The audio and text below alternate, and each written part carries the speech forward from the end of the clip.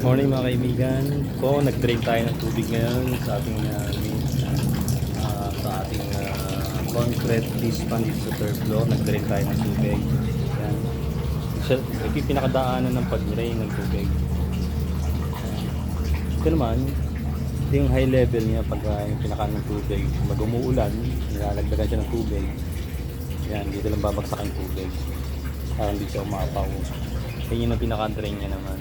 Ayun, nagapag-drain na ako kanina. Yan, yun yung makilapya natin ngayon. Tuturo ko sa inyo ngayon paano bakit nabubuhay ang tilapia kahit ang gamit kahit ang gamit lang ano lang.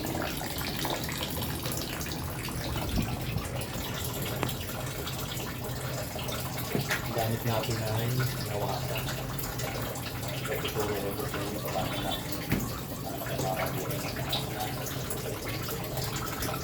ito yung hose natin, sasalpak natin dito yan. Yung pinakadaanan ng water pump natin papunta sa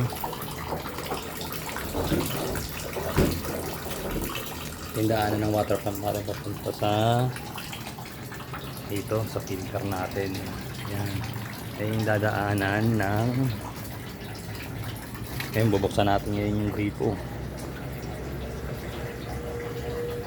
Ayan, totoo na natin ngayon. Ayan, yung mga tilapia.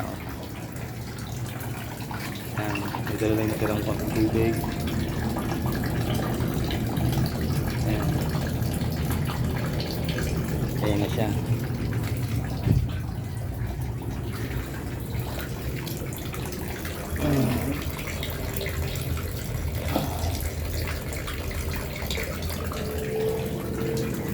Tilapia natin.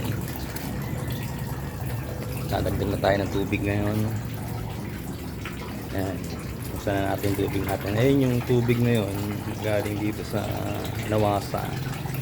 Madiretso ngayon dito yan, dito sa filter natin. Ayun, tatlong filter. Isang bagsak yan dito, babagsak siya rito, nasasala ngayon yung chlorine bago pumunta rito sa pista natin. Nalinis na ngayon siya. Ayan, isang mga tips na para pwede rin kayo makapag-alaga ng tilapia kahit na nagamit nyo ay Nawasa. At dito nasa third floor tayo, pwede rin.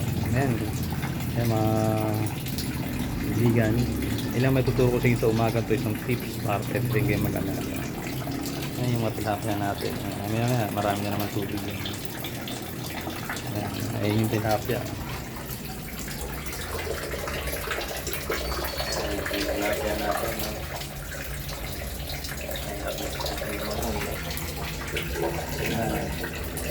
Kaya kukunin na naman ang tubig yan. Kaya mga kaibigan, muli tapos na naman ako ng paggano nito. Mamaya bibiyahin na naman tayo sa Lalamove. Sunod, ituturo naman natin yung paano kumita sa paglalalamove. Kaya paalam muna sa inyo mga kapatid, and God bless us all. Thank you.